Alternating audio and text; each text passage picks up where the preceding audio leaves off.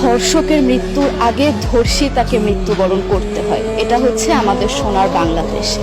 একজন ধর্ষকের জীবনের মূল্যটা এত বেশি যে তাকে ফাঁসির মঞ্চে দাঁড় করা যাবে না। আমরা বাংলাদেশে কয়জন ধর্ষকের নাম জানি যাকে কঠোর থেকে কঠোরতম শাস্তি দেওয়া হয়েছে, যাকে ফাঁসির মঞ্চে দাঁড় করা হয়েছে? আমরা কি আদৌ কেউ জানি? জানি না। অথচ আমরা কতগুলো যারা ধর্ষিত হয়েছে তাদের নাম জানি। অনেক বড় এই লিস্ট, আসলে অনেক বড়, বলে শেষ করা যাবে না। কুমিল্লার তনু, মাগুরার আসিয়া, 2 দিন আগেও কিশোরগঞ্জে 8ম শ্রেণীর একটি ছাত্রীকে বাসা থেকে তুলে নিয়ে ধর্ষণ করা হচ্ছে। বাবার হাতে মেয়ে ধর্ষিত হচ্ছে, ভাইয়ের হাতে বোন ধর্ষিত হচ্ছে। আমরা আসলে নিরাপত্তা কোথায়? আমার মনে হচ্ছে আমরা যেন আইয়ামে জাহিলিয়া যুগে চলে গিয়েছি।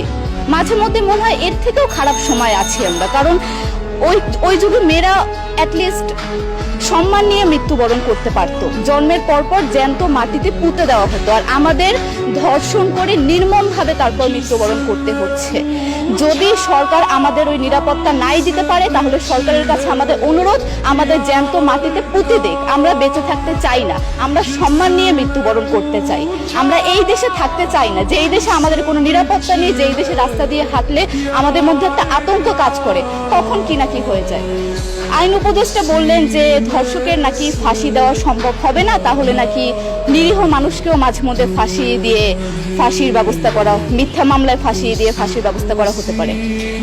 আইন উপদেষ্টার কাছে আমার প্রশ্ন, আল্লাহ না করুক আজকে যদি আপনার কাছের কেউ, আপনার বোন অথবা আপনার স্ত্রী অথবা আপনার মেয়ের সাথে যদি এরকম কোনো কিছু হতো, আপনি কি আসলে এটা বলতে পারতেন যে না, ধর্ষককে ফাঁসি দেওয়া যাবে না? কোনোদিনও পারতেন না। আপনি সবার আগে তার ফাঁসির ব্যবস্থা করতেন, সম্ভব হলে নিজের হাতে মেরে ফেলতেন। তাহলে আমাদের বেলায় কেন এত বৈষম্য? আমরা কি দোষ করেছি? আমরা কি নারী না? আমরাও তো কারো বোন, আমরাও তো কোনো বাবার সন্তান, আমাদেরও তো বেঁচে থাকার অধিকার আছে, তাই না?